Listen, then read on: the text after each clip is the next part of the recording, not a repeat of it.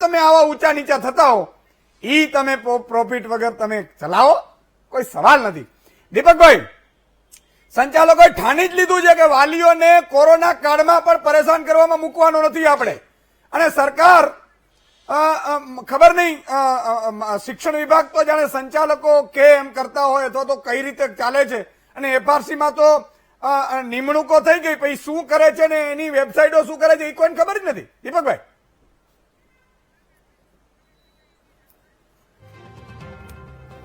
જી hello. હાજી દીપકભાઈ બોલો. Hello જી બોલો બોલો. અવાજ ડિસ્કનેક્ટ થયો છે તમારો. હાજી હાજી જી દીપકભાઈ બોલો. સૌથી પહેલા તો આ વિષય ફી શાળા સંચાલક જે યશોદેનભાઈ, નમસ્કાર. નૂતન વર્ષના અભિનંદન તમને સૌને. વિક્રમ સંવત સૌના માટે. Thank you. આ નવું વર્ષ છે, સારું નીવડે, સૌના જીવનમાં આવેલી મુશ્કેલીઓ દૂર થાય એવી ભગવાનને પહેલા તો પ્રાર્થના કરીએ. બિલકુલ. આપ જે વીટીવીના માધ્યમથી જે મુદ્દો લઈને આજે ચાલી રહ્યા છો અને જે ચર્ચા ચાલી રહી છે સમગ્ર ગુજરાતમાં, તે ખૂબ જ ગંભીર મુદ્દો થતો જાય છે. દિવસે દિવસે એની ગંભીરતા વધતી જાય છે. આપે કહ્યું કે શાળાના સંચાલકોએ આ વર્ષ માનવતાનું વર્ષ, સંવેદનાનું વર્ષ રાખવાની જરૂર છે. એકાદ વર્ષ નફો નહીં કરે તો શું થશે? આ પ્રશ્નની સામે મારે આપને એક વિનંતી કરવાની છે સાહેબ, કે ગુજરાત રાજ્યમાં 16,000 જેટલી ખાનગી શાળાઓ ચાલે છે. 16,000 માંથી 12,300 જેટલી શાળાઓ રાજ્ય સરકારે નક્કી કરેલી 15,000 રૂપિયાની જે મિનિમમ ફીસ છે તેના કરતા ઓછી ફીમાં બાળકોને ભણાવે છે. જે કટ ઓફ છે 15,000 રૂપિયા નક્કી કરેલું 2017માં જયારે ફી નિયમન કાયદો આવ્યો ત્યારે, તો 12,500 જેટલી શાળાઓ તો 15,000 કરતા ઓછી ફી લે છે. તો એને આપણે માફિયા શબ્દથી નવાજીએ છીએ ઈસુદાનભાઈ, એ મારી દ્રષ્ટિએ બિલકુલ ખરાબ છે. બીજા રહ્યા 3,000 શાળાઓમાં જેની ફી 15,000 કરતા ઊંચી છે અથવા અન્ય બોર્ડની છે, સીબીએસઈ છે, આઈબી છે, આઈજીસીએસસી છે, આઈસીએસસી છે, અથવા તો અન્ય બોર્ડ સાથે જોડાયેલી શાળાઓ છે. તેની સુવિધાઓ, તેનું ઇન્ફ્રાસ્ટ્રક્ચર, તેનો મીડિયમ, તેના સ્ટાફ, એ બધી જુદી પ્રકારની વ્યવસ્થા હોય છે. અને ત્યાં જે વાલીઓ પોતાના બાળકના પ્રવેશ માટે જતા હોય છે તે પોતાની ઈચ્છાથી જતા હોય છે, પોતાની પસંદગીથી જતા હોય છે, પોતાની આર્થિક ક્ષમતાને ધ્યાનમાં રાખીને જતા હોય છે. એમની પાછળ કોઈએ દબાણ કર્યું નથી, તેમને કોઈ જોર જબરદસ્તી કરતા નથી. અને અત્યારે કોરોના સંક્રમણ જયારે આવ્યું, માનો કે 16મી માર્ચ 2020 થી દરેક રાજ્યોમાં લોકડાઉન આવ્યું, શાળાઓ બંધ કરવાનું એલાન થયું, ત્યારે આવા સંજોગોની અંદર આપણે સૌએ એક મનોમંથન કરવાની જરૂર હતી કે સૌથી અગત્યની વસ્તુ કઈ હતી, શું મળવા જોઈતું હતું અને શું મળી રહ્યું છે. આપને મારે જણાવવું જોઈએ ઈસુદાનભાઈ, આપ ખૂબ સારા મુદ્દા લઈને મહામંથન કરો છો અને દરેક વિષયને ખૂબ સારી રીતે તમે છણાવટપૂર્વક રજૂ કરો છો. આપને આપું એટલા અભિનંદન ઓછા છે. મારે ખાલી એટલું કહેવાનું હતું કે જ્યારે કોરોના સંક્રમણ આવ્યું ત્યારે સૌથી વધારે જરૂરિયાત અન્નની, દૂધની અને પોષણની જરૂર હતી. તેવા સંજોગોમાં રાજ્ય સરકાર દ્વારા કોઈ પણ ક્ષેત્રમાં કોઈ માફી સાથે અથવા તો ભાવ વધારો ન થાય અથવા તો 25% રાહતથી દૂધ મળે, દહીં મળે, અનાજ મળે, કરિયાણું મળે અને 25% રાહતથી દવાઓ મળે એવી કોઈ વ્યવસ્થા કરેલી છે? માત્ર ને માત્ર સેલ્ફ ફાઇનાન્સ સ્કૂલો તરફ જ બધાની નજર હતી. અને છેલ્લે અંતે મહામંથન કર્યું, સૌએ વિચાર વિમર્શ કર્યો. રાજ્ય સરકારે 16/7/2000 ના રોજ એક પરિપત્ર પણ કર્યો કે જ્યાં સુધી શાળાઓ લોકડાઉન છે, વાસ્તવિક શાળાઓ શરૂ ન થાય ત્યાં સુધી કોઈ પણ પ્રકારની ફી નહીં લઈ શકે. એ 16/7 ના પરિપત્ર પછી પણ અમે હાઈકોર્ટમાં ગયા અને હાઈકોર્ટે રાજ્ય સરકારને ફટકાર લગાવી અને એમ કીધું કે ભાઈ જે ઓનલાઈન એજ્યુકેશન આપતા હોય તેને ફી લેવાનો અધિકાર છે અને તેમને ફી લેવી જોઈએ. પરંતુ વાલી મંડળો, સંચાલક મંડળો અને સરકાર સાથે બેસીને કોઈ સારો નિર્ણય લાવે. અને ત્યાર પછી એની ખૂબ ચર્ચાઓ થઈ, ખૂબ મિટિંગો થઈ. રાજ્ય સરકારે પણ અમને કીધું. આપને જાણ ખાતર જણાવી રહ્યો છું સાહેબ કે 15,000 કરતા ઓછી ફીમાં જે શાળાઓ ભણાવે છે ગુજરાત રાજ્યની 12,500 જેટલી શાળાઓ, તેમણે આ વર્ષે કોઈ પણ પ્રકારનો ફી વધારો કર્યો નથી. તેમ છતાંય રાજ્ય સરકારનો 7/10/2020 નો જે ઠરાવ થયેલો છે તે મુજબ શિક્ષણ ફીમાં 25% માફી. હવે એમ કહો કે શિક્ષણ ફી કઈ કહેવાય ને શિક્ષણ ફી કઈ ન કહેવાય એ એફઆરસીએ નક્કી કરવાનું છે કે શાળા સંચાલકે નક્કી કરવાનું છે. હવે એવી શાળાઓ સામે જો અત્યારે આવી પરિસ્થિતિમાં પાછો એક ચર્ચાનો મુદ્દો બનતો હોય, લોકો ગેરમાર્ગે દોરાતા હોય, એફઆરસી, સરકાર, વાલી મંડળો અને સંચાલક મંડળો, આમાં સૌથી વધારે હેરાન પરેશાન કોણ છે ખબર છે સાહેબ આપને? જે 12,500 જેટલી શાળાઓમાં કાર્યરત છે એવા શિક્ષક મિત્રો, ગુરુજનો, આચાર્ય મિત્રો, સેવક ભાઈ, કટાવાળા ભાઈ બહેનો અને અન્ય કર્મચારીઓ, તેની સાથે અત્યારે ન્યાય કરવાનો સમય છે. અનલોક થયું જૂન મહિનામાં, જુલાઈ મહિનામાં, ઓગસ્ટ મહિનામાં, સપ્ટેમ્બર અને ઓક્ટોબર. આ તમે વિચાર કરો, 5 મહિનાથી રાજ્ય અનલોક થઈ ગયું છે. ધંધા રોજગાર ચાલુ થઈ ગયા છે, મંદિરો ખુલી ગયા, દુકાનો ખુલી ગઈ, બધી જ વસ્તુ ચાલુ થઈ ગઈ છે, એક પણ રસ્તો ખાલી નથી. દિવાળીની ખરીદી ભરપૂર થઈ.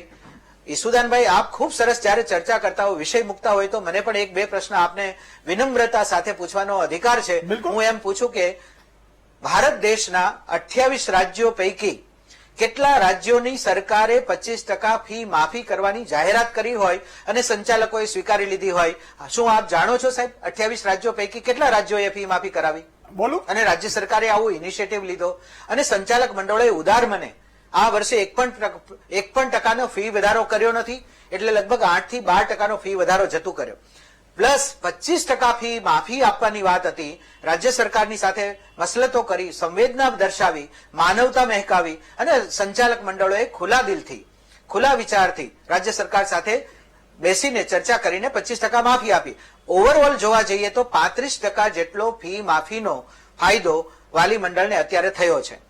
આપે કીધું કે દરેક વાલીઓ સક્ષમ હોય, સમર્થ હોય તે વાલીઓ ફી ભરે. ખૂબ ખૂબ આભાર સાહેબ આપનો. પણ ઈસુદાનભાઈ, કયા રાજ્યોમાં ફી માફી થઈ છે આપ મને જણાવો. કેમ દૂધ મંડળીઓ પણ એ સહકારી મંડળી, કોઓપરેટિવ સોસાયટી દ્વારા ચાલે છે, તો દૂધ કેમ સસ્તું ના થઈ શક્યું? દહીં કેમ ના સસ્તું થઈ શક્યું? દવાઓ કેમ સસ્તી ના થઈ શકી? માત્ર શિક્ષણ જ કેમ સસ્તું કરવામાં આવી રહ્યું છે તેના વિશે પૂછું. અવાજ આવે છે મારો આપની પાસે? હે, અવાજ આવે છે? સુમુલ ડેરી, અમૂલ ડેરી, હું આવું તમને હાજી, અમૂલ ડેરી છે એ કોઓપરેટિવ સોસાયટી દ્વારા સંચાલિત છે. મારી વાત સાંભળો. ડેરી કોઓપરેટિવ સોસાયટી દ્વારા સંચાલિત છે. દરેક ડેરીઓ કોઓપરેટિવ સોસાયટી દ્વારા સંચાલિત છે, તો એમને પણ રાજ્ય સરકાર ફરજ પાડી મારી વાત સાંભળો. હવે સાંભળો તો ખરા. 25% દૂધ અને અનાજ મારા કરિયાણામાં સાહેબ, હવે વાત આપવી એકવાર સાંભળો તો જોઈએ, ખરા, કારણ કે દીપકભાઈ. ગરીબ માણસોને પહેલા દીપકભાઈ પાસે અવાજ અનાજ નથી આવતો મારો? જોઈતું હતું. શિક્ષણ તો પછી દીપકભાઈ, છે. દીપકભાઈ, હું હવે આવું તમારી પાસે, તમને જવાબ આપું બોલો, અને બોલો. એવો જવાબ આપું બોલો, કે બોલો. હિન્દુસ્તાનનો એક નાગરિક છે ને એ એક કોલર ઊંચી કરશે આ જવાબથી. હું એટલો એવો જવાબ આપું તમને. પેલી તમે વાત કરી કે ભાઈ અન્નનો ભાવ ઘટાડવો જોઈએ, દૂધનો ભાવ ઘટાડવો જોઈએ, ઘીનો ભાવ ઘટાડવો. તમને ખબર છે આ લોકોને પૂરતા ભાવ જ નથી મળી રહ્યા. પહેલી વસ્તુ, ભાવ બીજા નક્કી કરે છે. અન્નનો ભાવ ઘઉં છે ને 300-400 રૂપિયામાં મળે છે. જ્યારે નહીં, મારી વાત પૂરી થવા દો સાહેબ, મારી વાત પૂરી થવા દો. તમને ગર્વ થશે કે તમે ને તમારું મારું જે પેટ ભરે છે ને એ ખેડૂતો છે, પશુપાલકો છે, અને નહીં તો તમે હું મરી જઈએ. આજે પંજાબની બોર્ડર ઉપર, આપણી દિલ્હીની બોર્ડર ઉપર ડોક્ટરો પહોંચી ગયા ખેડૂતોના આંદોલનમાં. શું કામ ખબર છે? મફતમાં કે અમને આ ખેડૂતો આપે છે ને એટલે ખાઈએ છીએ. ખેડૂતોના ભાવ છે ને આજ વર્ષોથી 300-400 રૂપિયા મણ છે ઘઉંનો, જે ખરેખર જો આ તમારા મારા પગારની રીતે ગોઠવે ને તો ત્યારે 2500 રૂપિયા મણ હોય ઘઉંનો ભાવ. મગફળીનો ભાવ આપણે જે ખાઈએ છીએ ને સિંગતેલનો 2300 રૂપિયામાં ડબ્બો મોંઘો પડે છે. ઈ ડબ્બો આજે 6000 રૂપિયામાં મળે, આપણે તમને મળે જો બરોબર પૂરતા ભાવ આપવા જઈએ તો. પહેલી વસ્તુ. પશુપાલકોના દૂધની ભાવની તમે જો વાત કરી, દૂધ છે ને 36 રૂપિયા લીટર માંડ મળે છે, 36 રૂપિયામાં, 37 કે 40 રૂપિયામાં, સમજો તમે. અને એમાં પણ એનો ભૂસાનો ભાવ, ખાવાનો ભાવ, ગૌચરો પૂરી થઈ ગઈ, કેટલીક જમીન, અને એને કોઈ જમીનનો લાભ નથી લીધો, એને કોઈ ટ્રસ્ટનો લાભ નથી લીધો, એને કોઈ ટેક્સનો લાભ નથી લીધો. એટલે પેલા તો આપણે એ લોકોને નથી મળતા એ અપાવવા પડે, પહેલી વસ્તુ. બીજી વસ્તુ તમે કીધી કે સંચાલકો છે માનવતા મહેકાવી, 25% અપાવવા માટે મારો ગળું ફાટી ગયું ને ત્યારે 25%માં સંચાલકો મહિના છે, સમજો તમે. બીજી વસ્તુ. ત્રીજી વસ્તુ તમે એમ કહો છો કે સંચાલકો, કેટલા સંચાલકોની જે સારા સંચાલકો 12,000 વાળી 15,000 વાળા ફી છે એની તો મારે વાત જ નથી, સમજો તમે. માફિયા શબ્દ જે 50-50 હજાર ને લાખ રૂપિયા લે છે એની વાત કરું છું. અને ત્રીજી વસ્તુ કે તમે એમ કહો છો કે 25% ફી માફી કરી, પછી 10% વધારાની. તમે 10% વધતું તો કેમ? મારી વાત સાંભળો. વધતું તો એટલા માટે તમે શિક્ષકોના પગાર વધારા કરતા હતા. કોઈ વધારો આ વખતે તમે નથી કર્યું. ઉલટાનું શિક્ષકોને પૂરા પગાર પણ નથી આપ્યા. શિક્ષકોનો પગાર કાપી નાખ્યો. કેટલી ફરિયાદો મારી પાસે આવી છે. એ યોગ્ય નથી. તમે ત્રીજી વસ્તુ શું યોગ્ય નથી? બિલકુલ આપી હશે, હા. આવી હશે. હજી ચોથા મુદ્દા ઉપર આવું. તમારો જવાબ એટલા માટે મારે આપવો પડે કે બીજા કોઈ પણ સંચાલક આ વાત ન કરે. બીજી વાત, સારા એન્કર છો, આપ એક સારા એન્કર છો. ના, હું સારો એન્કર નથી. આ ગુજરાતનો નાગરિક છું ને ગુજરાતીઓ માટે લડનારો એક યોદ્ધો છું. સમજો તમે, માત્ર એન્કર નથી, માત્ર પત્રકાર નથી, કથાકારોને પણ સમાધાનો હું કરાવું છું. મારી વાત સાંભળો. એટલા માટે કે ગુજરાતમાં ઈસુદાનભાઈ, કોઈએ પ્રજા માટે બોલવું પડશે. આજે જેને ગમે નહીં ને, મારી વાત સાંભળો, એક જ મિનિટ. હા, બોલો બોલો.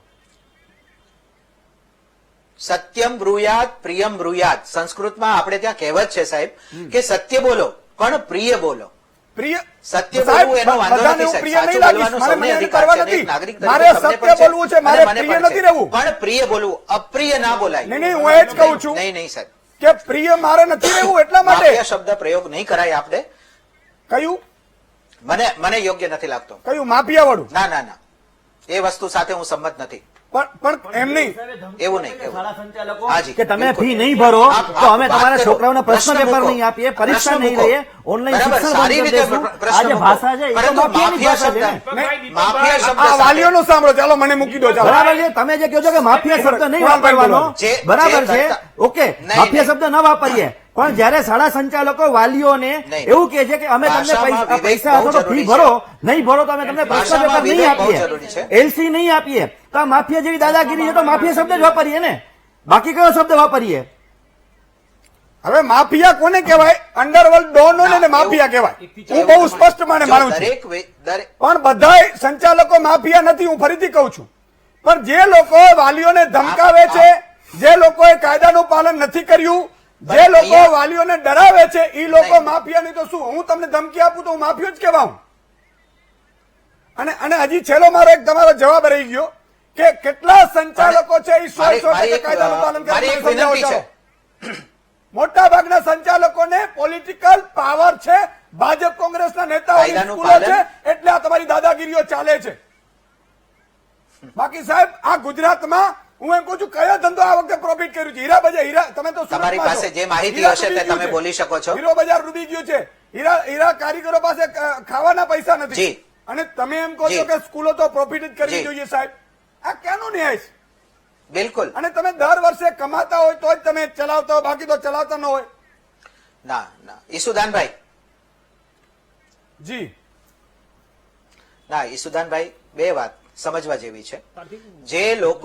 જે લોકોને આર્થિક તકલીફ છે, મુશ્કેલી છે અને કોરોનાથી સંક્રમિત પરિવાર છે, અથવા તો કોઈ પરિવારના કોઈ સદસ્યનું, બાળકના માતા અથવા પિતાનું કોઈ મૃત્યુ કોરોનાથી થયું હોય, મેં આગળ અન્ય ટીવી ઉપર પણ આ જાહેરાત કરી છે, આજે આપના માધ્યમથી પણ આ જાહેરાત કરું છું કે સ્વનિર્ભર શાળા સંચાલક મહામંડળ ગુજરાતના પ્રવક્તા તરીકે, એક જવાબદાર વ્યક્તિ તરીકે કહું છું કે કોઈ માતા પિતાનું કોરોનાથી મૃત્યુ થયું હોય, તેમના બાળકને જ્યાં સુધી ભણવું હોય ત્યાં સુધી એ શાળામાં, અમારી સ્વનિર્ભર શાળાના સભ્ય જેટલી છે શાળાઓ, એ તમામ આજીવન જેટલા વર્ષ સુધી ભણવા માંગશે વિના મૂલ્યે ભણાવીશું. પણ સાહેબ, આ એક નોકરીઓ જાહેરાત ગઈ છે એની વાત છે. બીજી બીજા જાહેરાત, મહાનુભાવ લઈ લો, કોઈની પછી બીજા આર્થિક ટર્મમાં તમારી પાસે પરિસ્થિતિ આવીશ પાછો. તો એને શાળા સંચાલક બિલકુલ. પાસે આવીને, ઓકે, અમી સાહેબ, આર્થિક પરિસ્થિતિ ખરાબ હોય તેમણે પોતાની એક અરજી શાળા સંચાલક મંડળને આપવાની છે. દીપકભાઈ, અને તેમને તમારી શાળાનું 50% નામ આવો, બોલો. આવો, આવો, આવો. માફી પૃથ્વીરાજભાઈ, આપવાની તમારી પાસે આવું. અમારી એમાં છે, પર્સનલી ઉપર નહીં પડી. એટલા માટે કે આપણે ગુજરાત આખાની વાત કરી છે. શાળા સંચાલકોની પણ મુશ્કેલીઓ આપણે સમજવાની છે. એને પણ એટલો જ મહત્વ આપવાનો છે. બની શકે કે ભાઈ શાળા સંચાલકોમાં પણ કેટલાય ભામાશાઓ છે, એને આપણે વંદન જ કરીએ છીએ. જી, અમી સાહેબ.